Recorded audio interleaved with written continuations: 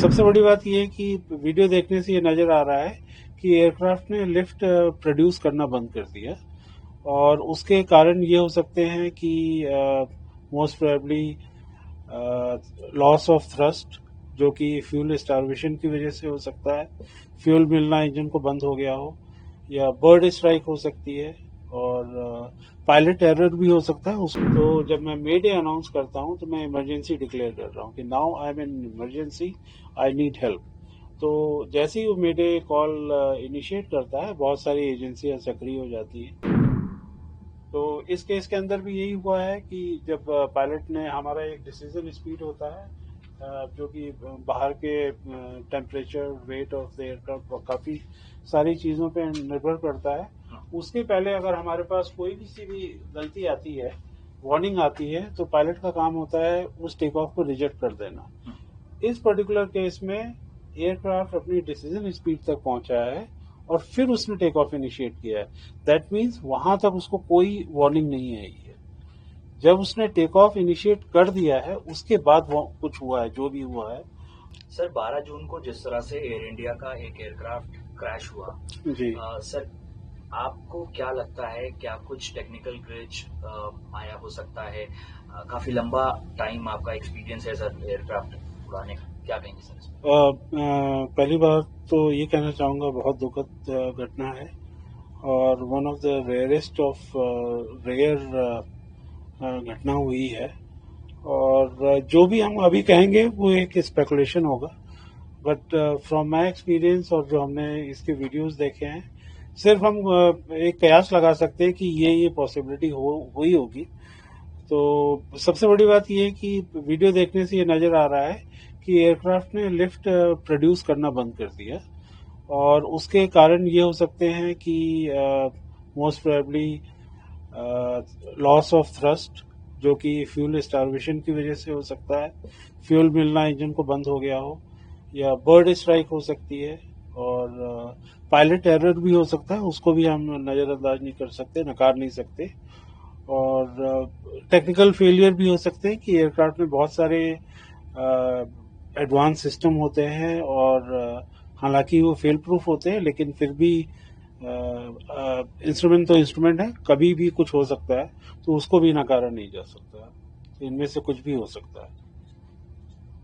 तो सर अब आपको क्या लगता है किस तरह से पता चल पाएगा, क्योंकि ब्लैक बॉक्स मिल गया है?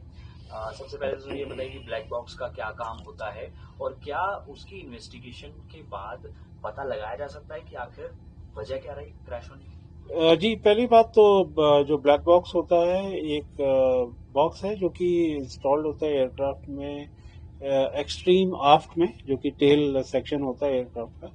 वहाँ पे इसलिए उसको इंस्टॉल किया जाता है ताकि अगर एयरक्राफ्ट क्रैश हो तो वो लीस्ट डैमेज लोकेशन होगी, और वो इतना स्ट्रांग बनाया जाता है कि वो it can withstand N explosion also. और उसमें ब्लैक बॉक्स में दो कंपोनेंट होते हैं, एक सीवीआर कॉकपिट वॉइस रिकॉर्डर, जिसमें कि हम कॉकपिट में जो भी बात करते हैं तो वो सारी की सारी रिकॉर्ड होती है, और दूसरा कंपोनेंट होता है उसका डीएफडीआर, जिसको बोलते हैं digital data flight data recorder. और उसमें बेसिकली एयरक्राफ्ट के इंजन के और एयरक्राफ्ट के सारे पैरामीटर्स रिकॉर्ड होते हैं।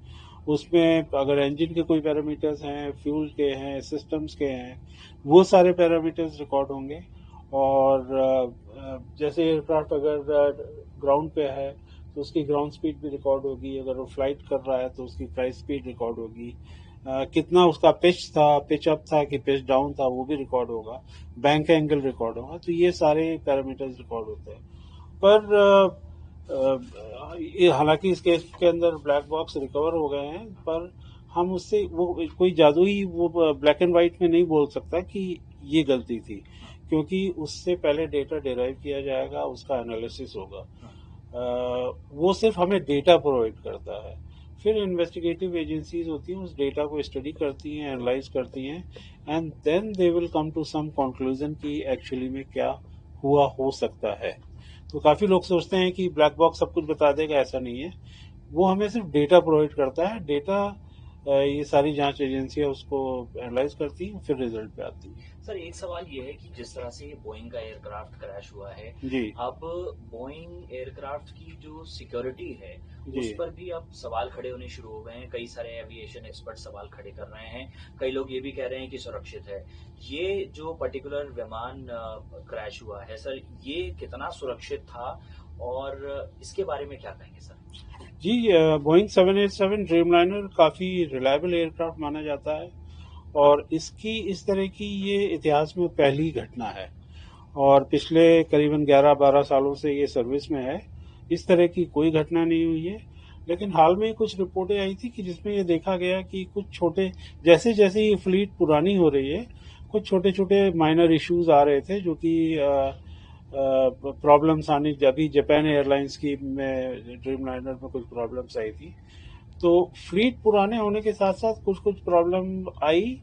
वो जो बोइंग को भी एयरलाइंस ने रेज किया और उसके बाद से ज़्यादा कुछ तकनीकी खामियां नहीं आई इस एयरक्राफ्ट में।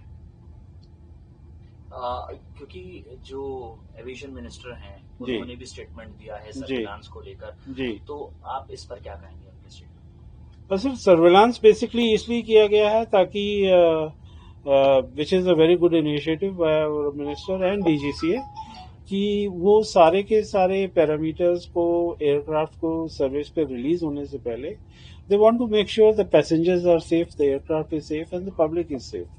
तो इसलिए ये सारे इंस्ट्रक्शन से इशू किए गए हैं कि सारे पैरामीटर्स अच्छी तरीके से मॉनिटर किए जाएं, सारे सिस्टम्स डबल चेक किए जाएं ताकि इस तरह की घटना आगे नहीं हो। और आई एम प्रेटी श्योर कि ये दूसरे मैन्युफैक्चरर्स के भी लिए लागू होगा लेटर और सूनर, ताकि इस तरह की घटना दोबारा नहीं हो। क्या स्पेशलाइजेशन थी सर इस एयरक्राफ्ट की जो उसको इतना सुरक्षित बताती है? सर ये वाइड बॉडी एयरक्राफ्ट है और लॉन्ग हॉल रूट पे इस्तेमाल होता है। जैसे ये वाली पर्टिकुलर फ्लाइट थी, ये अहमदाबाद से लंदन के लिए थी और एयर इंडिया के लिए तो इसको वर्क हॉर्स बोला जाता है। और क्योंकि ये लगातार ड्यूटी में रहता है, अच्छा परफॉर्म करता है, मेंटेनेंस इश्यूज काफ़ी इसके कम रहे हैं और तकनीकी खामियां सो फार ना के बराबर रही हैं, तो इसलिए काफ़ी अच्छा एयरक्राफ्ट माना जाता है।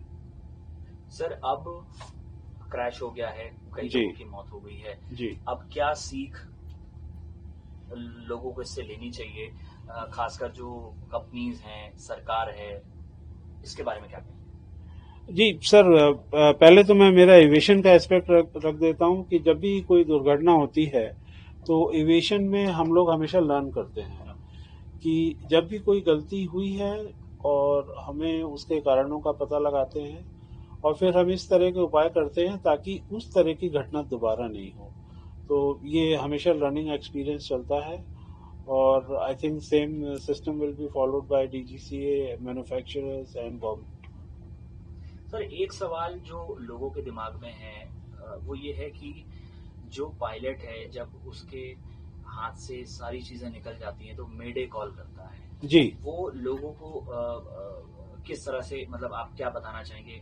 मेडे कॉल आखिर होती क्या है, किस तरह से सर, वो मेडे करते call is international distress call for innovation and basically बहुत सारी कॉल्स होती हैं, उनमें से मेडे कॉल होती है। तो जब मैं मेडे अनाउंस करता हूं तो मैं इमरजेंसी डिक्लेयर कर रहा हूं कि now I am in emergency, I need help.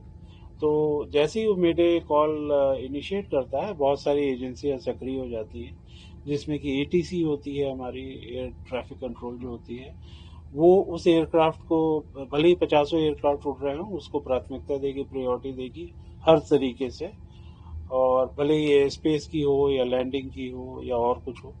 और उसी तरीके से जो हमारी ग्राउंड एजेंसीज होती हैं, मेडिकल और सारी इमरजेंसी सर्विसेज प्रोवाइड करी जाती है। तो ये मेडे कॉल का मेन पर्पस होता है।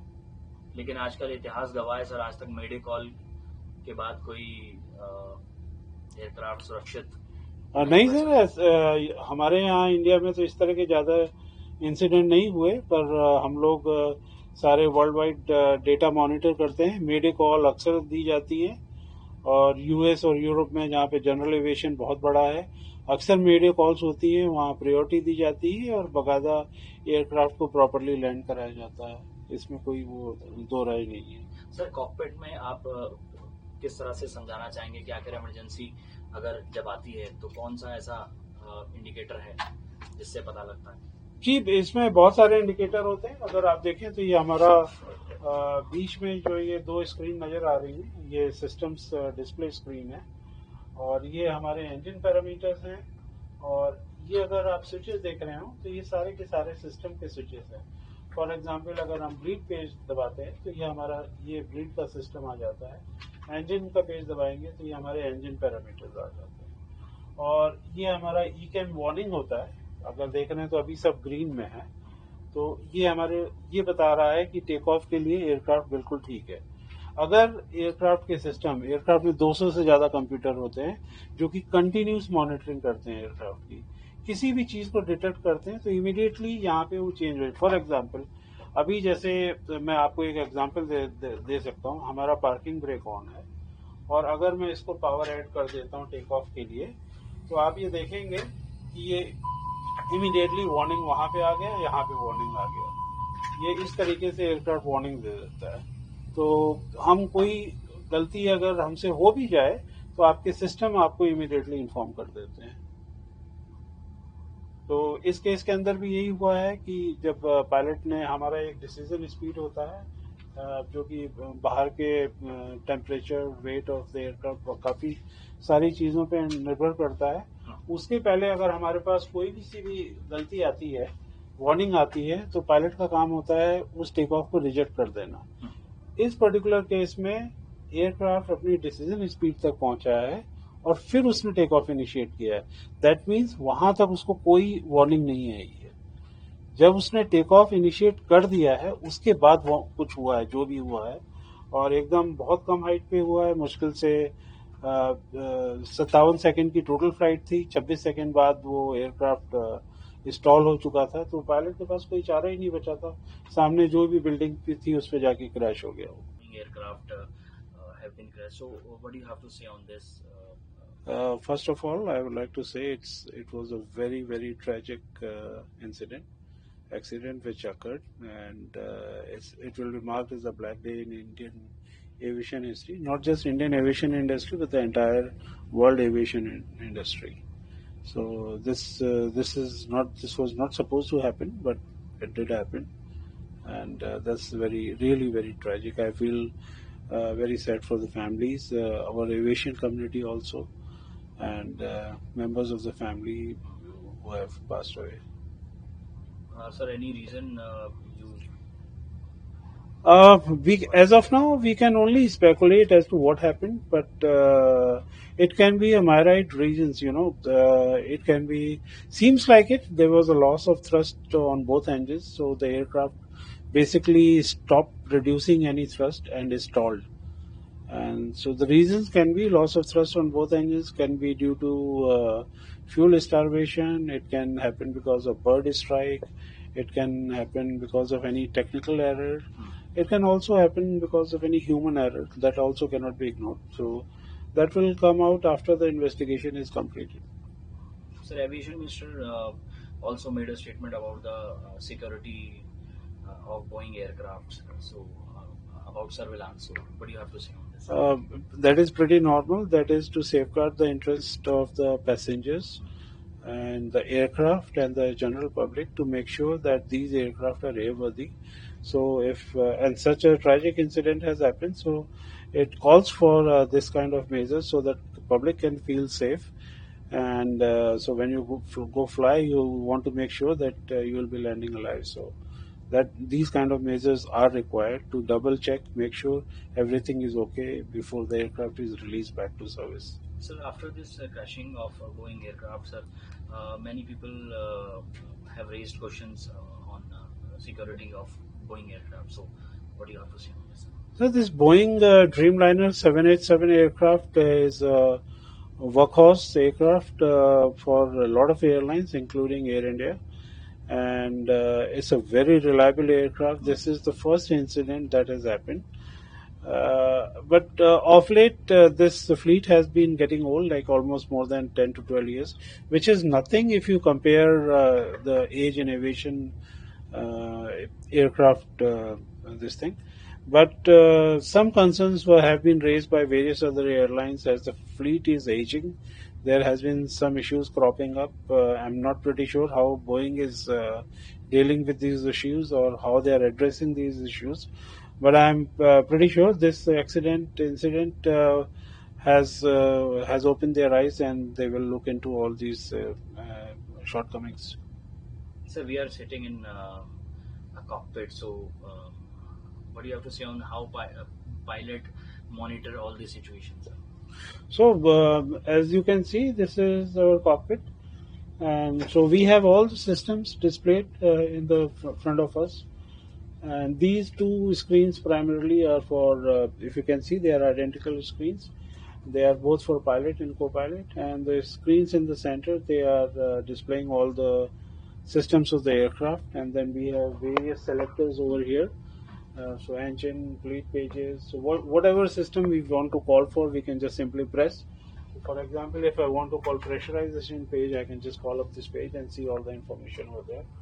And this is our primary ECAM warning. So if you right now, if you can see, everything is in green, so aircraft is in perfect takeoff configuration. There is nothing wrong with the aircraft.